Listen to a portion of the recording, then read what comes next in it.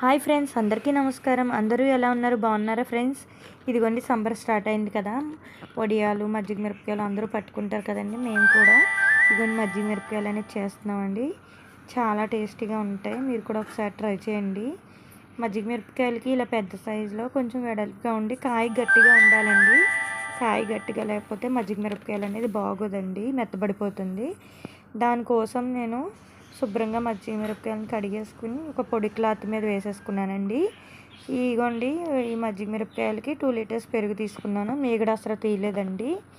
ఇలా తీసుకున్న కాయలన్నీ కూడా ఒక డ్రమ్ములో పెరుగు అనేది వేసేసానండి. డ్రమ్లో పెరిగేసేసి కొంచెం పసుపు, కొంచెం ఉప్పు వేసుకోవాలండి. నేను కల్లుప్పు, కొంచెం పసుపు వేసానండి. అదేవిధంగా అందులో మనం మజ్జిగ కవ్వం పెట్టి మొత్తం మ్యాష్ చేసేవాళ్ళండి ఫస్టే బాగానే.